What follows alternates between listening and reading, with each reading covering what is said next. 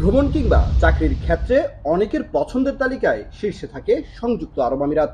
কিন্তু বেশ কিছুদিন ধরে দেশটিতে বাংলাদেশিদের জন্য প্রায় সব ধরনের ভিসা বন্ধ রয়েছে।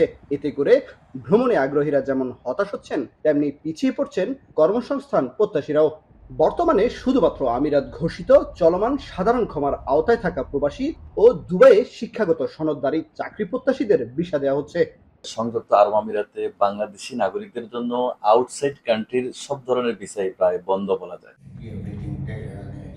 জনশক্তি কর্মসংস্থান ও প্রশিক্ষণ ব্যুরোর তথ্য বলছে, বছর ব্যবধানে বহির্বিশ্বে বাংলাদেশি কর্মী প্রেরণ কমেছে প্রায় 4 লাখ।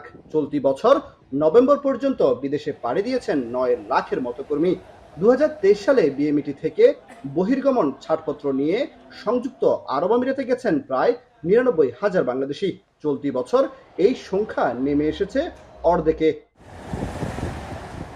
ভিসা সংকটের পাশাপাশি দীর্ঘদিন আমিরাতে থাকা প্রবাসীরা নিয়োগদাতা পরিবর্তন নিয়ে ভুগছেন জটিলতায়।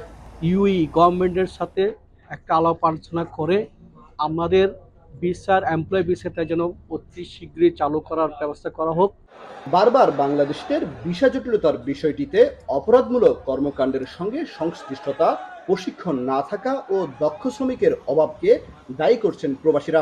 আমাদের পররাষ্ট্র মন্ত্রণালয় এবং আমাদের আবুধাবিস্থ যে আমাদের দূতাবাস আছে, তারা সংযুক্ত আরব আমিরাতের কেন্দ্রীয় সরকারের সাথে যোগাযোগ রাখছে এবং আমাদের এই সমস্যাগুলো তুলে সেগুলো যাতে দ্রুত সমাধান করা যায় সেই বিষয়ে তাদেরকে অনুরোধ করছে।